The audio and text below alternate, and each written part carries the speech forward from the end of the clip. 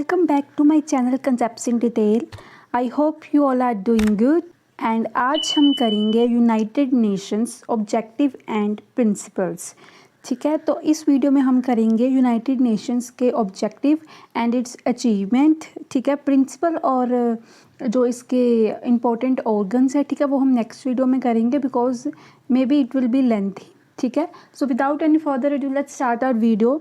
So let's start with our introduction. तो introduction में इन्होंने बेसिकली कहा है कि क्या हुआ जब कहते जैसे वर्ल्ड वॉर जो है वर्ल्ड वॉर सेकंड जो है ख़त्म हुई। ठीक है, तो काफ़ी ज़्यादा जो वर्ल्ड वॉर सेकंड थी वो as compare to world one क्या थी, काफ़ी ज़्यादा जो है उसने ज़्यादा डिस्ट्रक्शन उसने ज़्यादा किया था कि दोबारा से ऐसे वर्ल्ड वॉर थर्ड ना हो जाए जिसकी वजह से इतना ज़्यादा दोबारा जो है वो नुकसान ना हो जाए। इसके लिए उन्होंने सोचा कि कुछ जो है अच्छी ऑर्गेनाइजेशन और कुछ ऐसी पावरफुल ऑर्गेनाइजेशन होनी चाहिए जो क्या कर सके, ये जो डैमेजेस वगैरह हो रहे हैं, जो वॉर वगैरह स्टार्ट हो रही है वो उसको कम कर सके। ठीक है, इन्होंने क्या किया तो कहते हैं कि इन्होंने नई जो है एक ऑर्गेनाइजेशन बनाने का सोचा। ठीक है, वर्ल्ड वॉर वन के पहले वर्ल्ड वॉर वन के टाइम हमें पता उन्होंने क्या बनाई थी, लीग ऑफ नेशन बनाई थी, है ना।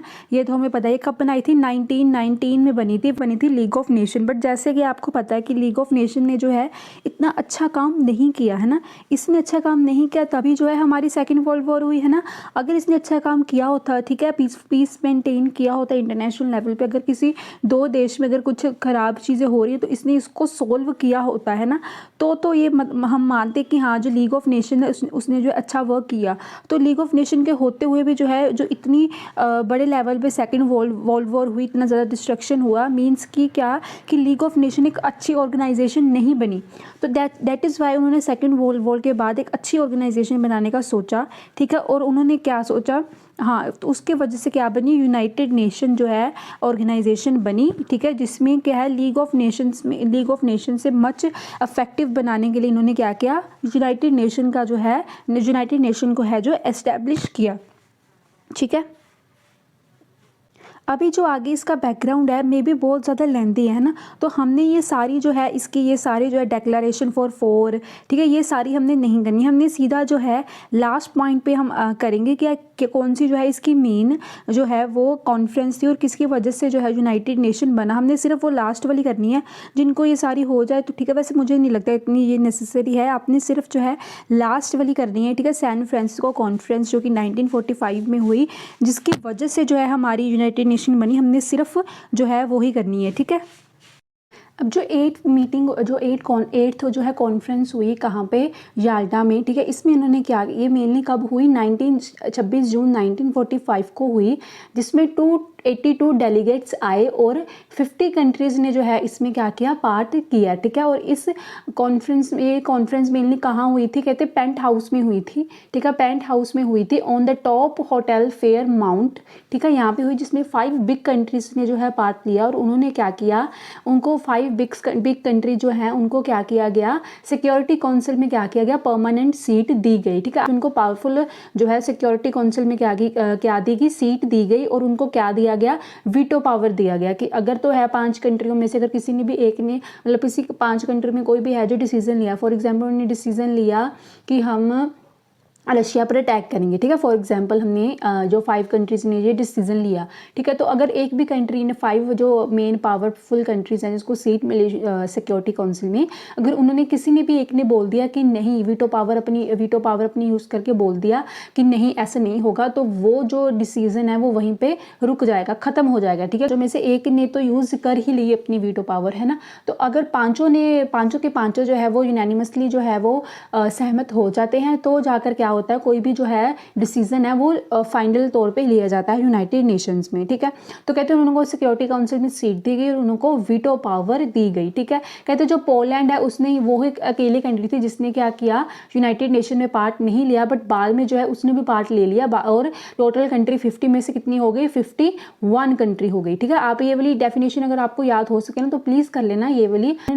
इसने क्या कहा है, इन्होंने कहा है कि the delegates made the necessary compromises. तो कहते हैं जितने भी डेलीगेट्स आए थे उन्होंने काफ़ी सारे कॉम्प्रोमाइज़ किए और काफ़ी सारे जो है इम्परफेक्शंस को भी एक्सेप्ट किया।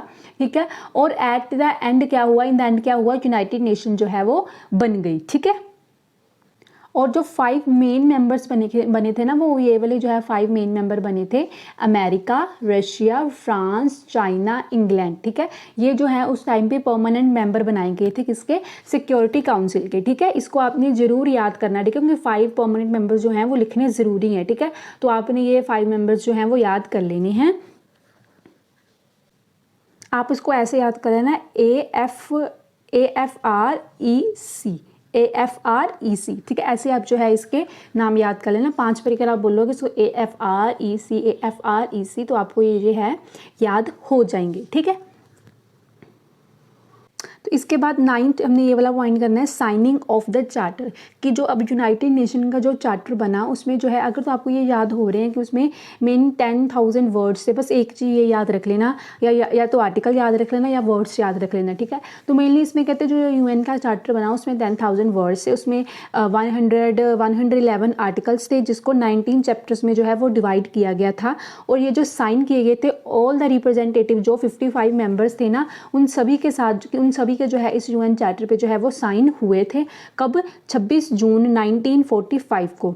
और जो है ये जो चार्टर है वो मेनली कितनी लैंग्वेज में जो है लिखा गया, ये 5 लैंग्वेज में लिखा गया। कौन सी, जो भी इनके मेंबर्स थे उन सभी की जो है लैंग्वेजेस में ही लिखा गया। फ्रेंच में भी लिखा गया, रशियन में भी लिखा गया, इंग्लिश में भी लिखा गया, स्पेनिश और चाइनीज़, ठीक है। ये 5 लैंग्वेजेस में जो है ये चार्टर जो है वो लिखा गया, ठीक है। तो कहते जो जब इसके सिग्नेचर हो गए सभी ओरिजिनल मेंबर से, ठीक है, तब जाके ये फॉर्मली जो है इनॉग्रेटेड हुआ। कब, 24 अक्टूबर 1945 को। और कहते हैं हर साल जो है 24 अक्टूबर को यूनाइटेड नेशन डे जो है वो सेलिब्रेट किया जाता है, ठीक है।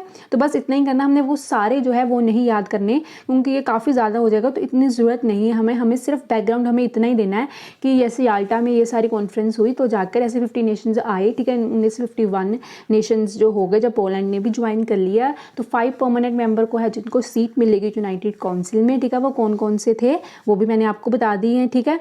देन है अब इसके मेन एम्स एंड ऑब्जेक्टिव, तो यूनाइटेड नेशंस के जो क्या क्या ऑब्जेक्टिव है, क्या क्या एम्स है, ठीक है। तो फर्स्ट है to maintain international peace and security, ठीक है। कि आपको भी पता है कि, ठीक है, यूनाइटेड नेशन का क्या जो है मेन एम है कि वो इंटरनेशनल लेवल पे पीस और पीस इस्टेब्लिश कर सके और सभी को जो है सिक्योरिटी वो भी प्रोवाइड करवा सके, ठीक है। तो कहते हैं इसके लिए जो है यूनाइटेड नेशन में एक स्पेशल जो है काउंसिल एस्टैब्लिश की गई, जिसे बोलते हैं सिक्योरिटी काउंसिल, ठीक है। जिसकी ये जो प्राइमरी इसकी जो है ये मेन ड्यूटी है, जो कि पीस इस्टेब्लिश कर सके, ठीक है, और क्या कर सके, लोगों को जो कंट्रीज है उसको जो क्या करे, सिक्योरिटी प्रोवाइड कर सके, ठीक है। और कहते हैं इसके साथ कौन सी असेंबली इसकी हेल्प करती है, जनरल असेंबली जो है इसकी हेल्प करती है। और इसके साथ और कौन सी करती है, इंटरनेशनल कोर्ट ऑफ जस्टिस। अब जैसे कोई भी अगर 2 कंट्री में इशू हुआ है ना, तो वो दोनों कंट्रीज यूनाइटेड नेशन में गई, ठीक है, कि आप जो है इस हमारा मसला जो है वो हल करें, तो वो क्या करेगी, हाँ, इसको सोल्व करेगी, ठीक है, सोल्व करके इसको पीस इस्टेब्लिश करेगी। तो सोल्व करने के लिए उसको जनरल असेंबली की हेल्प चाहिए और इंटरनेशनल कोर्ट की हेल्प चाहिए, क्योंकि अगर तो है किसी को जस्टिस नहीं मिल रहा है ना, अगर कोई गलत कंट्री है तो वो उसको कोर्ट में जाकर जो है उस दूसरी कंट्री को जस्टिस प्रोवाइड करवा सकती है। तो ये मेन 3 जो है काउंसिल जो है वो साथ में काम करती हैं। So second point is to develop friendly relations among nations, ठीक है। कि अगर सभी जो है नेशंस में वो क्या करे, यूनाइटेड नेशन एक फ्रेंडली एटमॉस्फेयर, एक फ्रेंडली रिलेशंस जो हैं वो इस्टेब्लिश कर सके। अगर किसी में कोई भी इश्यूज़ हुआ है तो वो अपने इश्यूज़ क्या करे, अपनी प्रॉब्लम्स, इंटरनेशनल प्रॉब्लम्स को यूनाइटेड नेशंस में ले जाकर, यूनाइटेड काउंसिल में सिक्योरिटी काउंसिल में ले जाकर उसको सोल्व करे, डिस्कस करे time to time, so that कि जो है कोई भी छोटी सी चीज़ है वो बड़ी वॉर में जो है चेंज ना हो जाए, ठीक है। नेक्स्ट है, थर्ड पॉइंट है to cooperate in solving international economic, social, culture and humanitarian problems and to promote respect for the human right। तो इंटरनेशनल तो ये क्या करता है, यूनाइटेड नेशन ये क्या करता है, कहते कि सभी के जो भी इकोनॉमिक, ठीक है, डिसपैरिटीज़ आई हैं, ठीक है, कि कोई कंट्री अमीर है कोई कंट्री गरीब है, ठीक है, तो वो क्या करती है, इसको जो है सोल्व करने की कोशिश करती है, चाहे वो सोशली कहती है, उसमें काफ़ी सारी डिसपैरिटीज़ है, ठीक है। अब इतनी सारी कंट्रीज़ हैं पूरे वर्ल्ड में, तो ये तो है नहीं ना कि सभी कंट्रीज जो हैं इकोनॉमिकली भी जो है इक्वल होंगी, सोशली भी इक्वल होंगी, कल्चरल भी इक्वल होगी, नहीं। तो कई बार क्या होता है, इनकी वजह से जो है काफ़ी सारा एक या 2 कंट्री में गैप्स आ जाती हैं। किसी की इकोनॉमिकली जो है कोई ना कोई गैप आ जाता है ना, कोई ना कोई वो इशू आ जाता है, सोशली कोई इशू आ जाता है, कल्चरली कोई इशू आ जाता है ना। तो कहते हैं ये क्या करता है, कोऑपरेट करता है यूनाइटेड नेशन उनमें, सो दैट कि उनमें जो है कोई भी जो ज़्यादा डिस्पैरिटीज़ ना आ सके, ठीक है। तो कहते हैं अपने जो इस पर्पस को अचीव करने के लिए यूनाइटेड नेशन में काफ़ी अलग अलग जो है एजेंसीज बनाई गई हैं, ठीक है, कि सोशली कोई चीज़ को हैंडल करना है तो सोशली एक अलग से जो है एजेंसी होगी, ठीक है। अगर किसी को इकोनॉमिकली प्रॉब्लम है आपस में कंट्रियों में, तो इकोनॉमिक की एक अलग से जो है एजेंसी होगी। कल्चर के लिए हेल्प करना है तो कल्चर के लिए अलग से जो है कोई ना कोई एजेंसी होगी, ठीक है। तो कहते हैं इकोनॉमिकली अगर किसी चीज़ को हैंडल करना तो उसके लिए एक अलग से काउंसिल है जिसका नाम है इकोनॉमिक एंड सोशल काउंसिल, जो किसकी प्रॉब्लम्स को हैंडल करती हैं, सिर्फ इकोनॉमिक और सोशली जो है भी प्रॉब्लम्स है, ठीक है। देन ह्यूमन राइट्स के रिलेटेड उन्होंने एक अपनी अलग से जो है वो एजेंसी बनाई हुई है।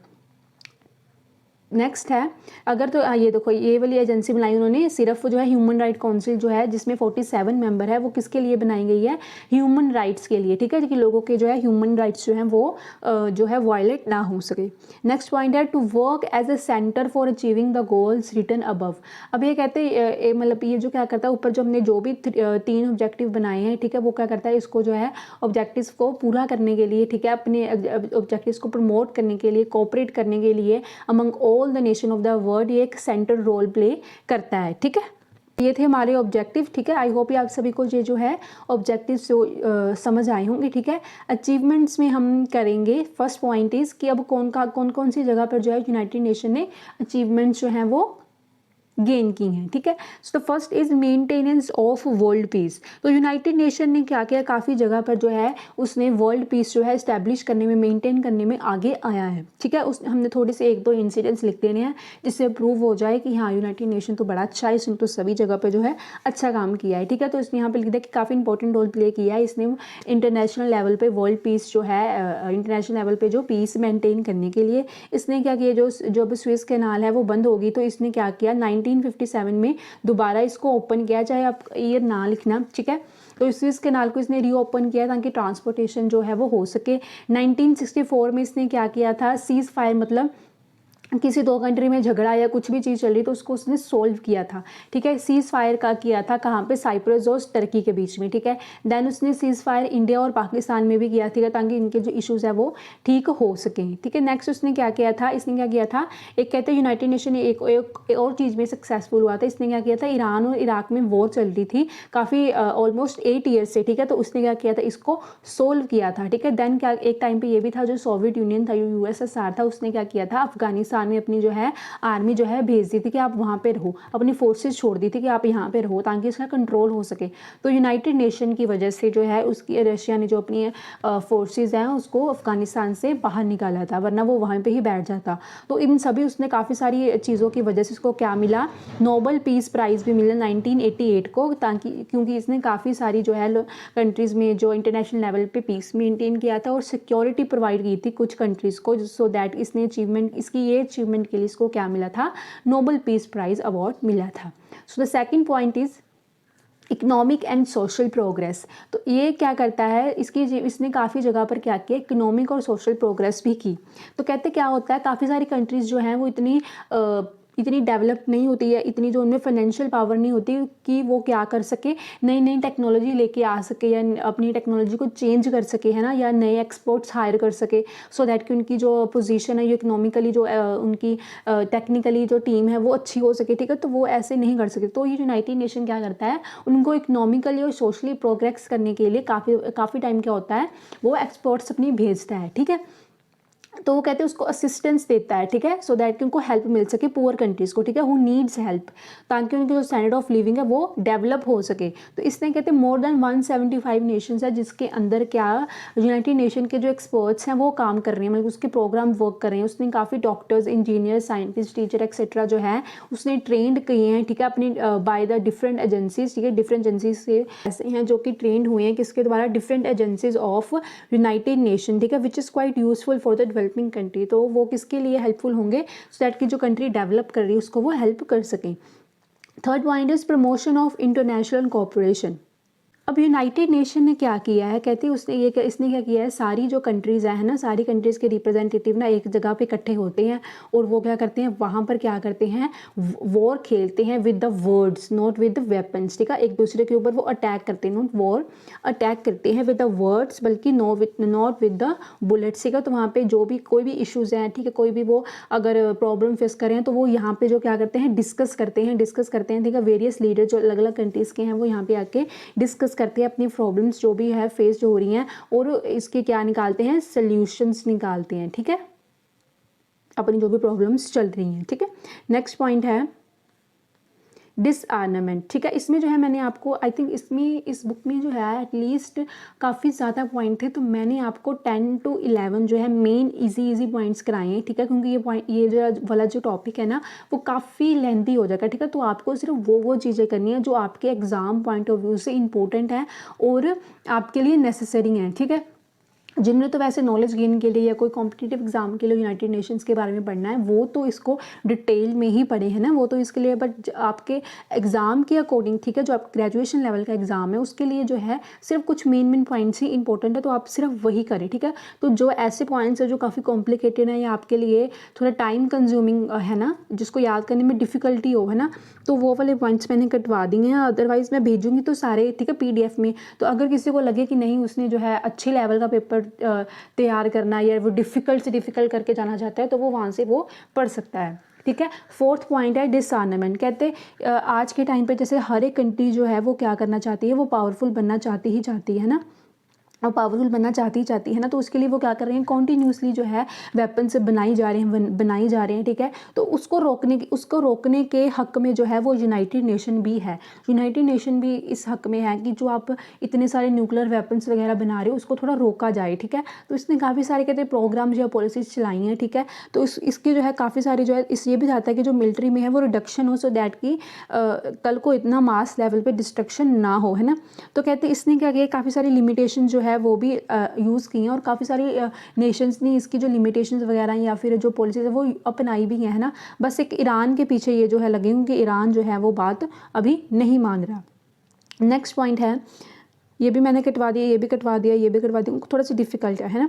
तो आगे 8th पॉइंट है freedom for dependent of state या कंट्रीज़ ऐसे जिसके ऊपर जो है कंट्रोल था एक या पावरफुल कंट्री का, है ना, कोई ना कोई पावरफुल कंट्री, जो भी कंट्री उससे पावरफुल होती थी वो क्या करती थी, इसके ऊपर आके कंट्रोल कर लेती थी, ठीक है। तो ऐसे काफ़ी सारी कंट्रीज थी जो एक कोई बड़ी कंट्री के ऊपर डिपेंडेंट होती थी, ठीक है।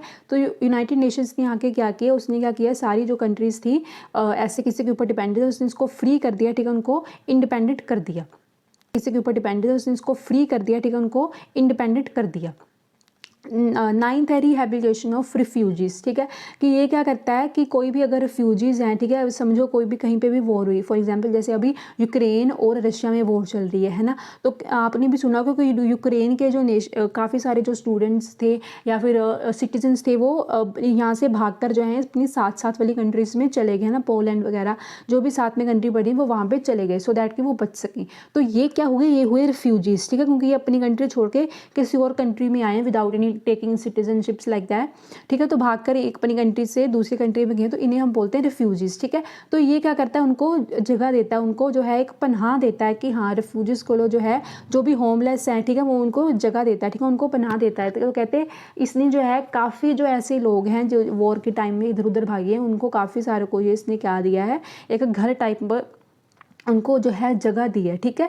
कहते हैं जैसे पैलेस्टीन में रिफ्यूजीज़ थे उसको उन्होंने जगह दिया, या एशिया और अफ्रीका, लैटिन अमेरिका, इन काफ़ी सारे कंट्रीज़ को जो है उसने लोगों को क्या दिया है, एक जगह दी है, ठीक है। तो इसके लिए उसने कहते हैं high commissioner has been rehabilitate refugees, ठीक है।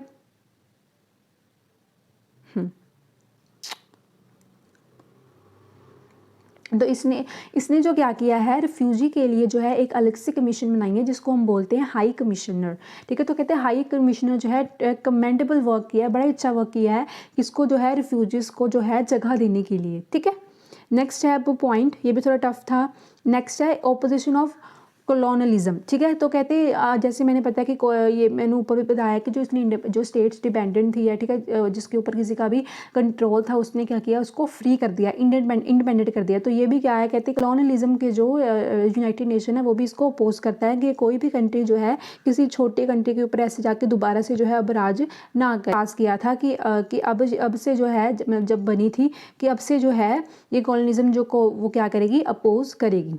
नेक्स्ट है 12 पॉइंट है कंट्रोल ऑफ नैरकोटिक ड्रग्स। तो के जो सीरियस थ्रेट्स जो हैं वो भी देखने को मिलते हैं जो कि लोगों की हेल्थ के ऊपर बड़ा ज़्यादा जो है वो इफेक्ट कर रहे हैं, ठीक है, इन द वर्ल्ड लेवल, ठीक है। तो कहते हैं इसने क्या किया है, यूनाइटेड नेशंस ने क्या किया है, नैरकोटिक ड्रग्स को लिमिटेड करने के लिए, ठीक है, उसने अपनी काफ़ी सारी पॉलिसीज़ और प्रोग्राम चलाए हैं सो दैट कि ये जो एग्रीमेंट्स उसने किए हैं सो दैट कि जो ये नैरकोटिक ड्रग्स का जो आज के टाइम पे इतना ज़्यादा यूसेज हो रहा है वो कम हो सके, ठीक है। इंटरनेशनल ट्रेड वगैरह भी लोग करते हैं तो इसने इसको कंट्रोल किया है।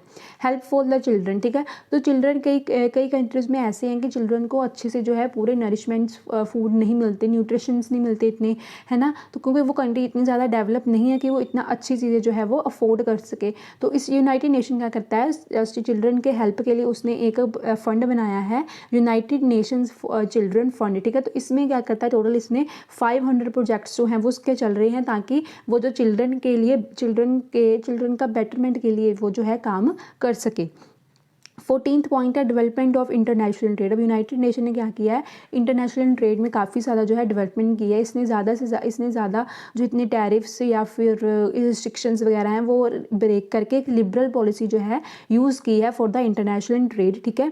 जो United Nations trade and development board is making, ठीक है। तो ये बोर्ड इसने बनाया, the United nation trade and development board इसने बनाया है, जो क्या करता है, काफ़ी सारे एफर्ट्स लगाता है सो दैट कि अगर कोई भी हिंड्रेंस आ रहा है फॉर द ट्रेड तो वो उसको रोक सके, ठीक है। तो बस 14th point I think enough है। 14 तक जो पॉइंट्स मैंने करवाए हैं वो आई थिंक इनफ है।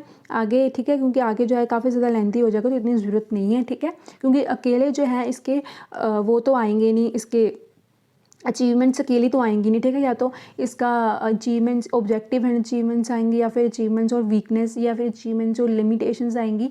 तो तो सारा करने से क्या होगा, आपको ये जो एग्ज़ाम वो जो क्वेश्चन है वो लेंथी हो जाएगा और आपको पता है कि टाइम मैनेज करना कितना ज़रूरी होता है। सो इतना लेंथी करने की ज़रूरत नहीं है, जितने मैंने पॉइंट्स कराए हैं बस आप इसको अच्छे से कर लो और आपको इसकी जो PDF है वो टेलीग्राम चैनल पर मिल जाएगी।